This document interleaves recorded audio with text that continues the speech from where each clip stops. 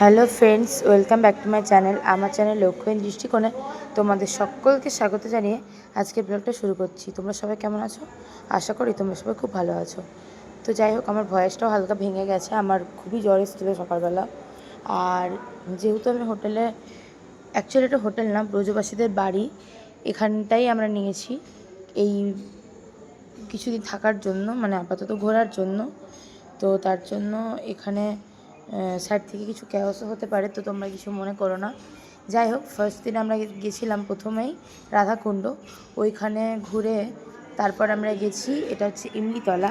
ইমলিতলাতে এরম ধরনের একটা ঠাকুর আছে, আর এই হচ্ছে সেই ইমলি গাছ, মানে তেঁতুল গাছ। এখানে একটা গাছও ছিল, তোমরা দেখতেই পেলে। সো যাই হোক, এরপরে আমরা গেছিলাম আরেকটা জায়গাতে, কিন্তু তার আগে এখানে দেখতেই পাচ্ছ খুব ভালোভাবে নাচ গান হচ্ছিলো। আমরা তার মধ্যে কিছুক্ষণের জন্য জয়েন করেছিলাম, দিয়ে আমরা গেছিলাম এই জায়গাটাতে। তারপরে আমরা চলে যাই এখানে সন্ধ্যেবেলা যমুনা নদীর ধারে এরমভাবে সুন্দর করে লাইট টাইট জ্বলছিল, যেটা দেখতে অপরূপ সুন্দর লাগছিলো রাত্রেবেলা।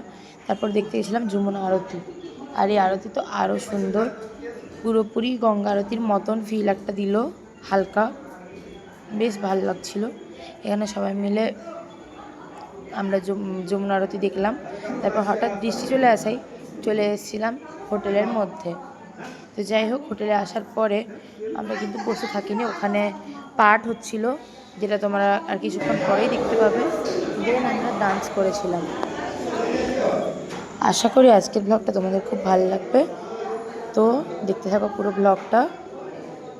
Thank you for watching. আর এরকমই খুব সুন্দর সুন্দর ভিডিও নিয়ে খুব তাড়াতাড়ি আসছি।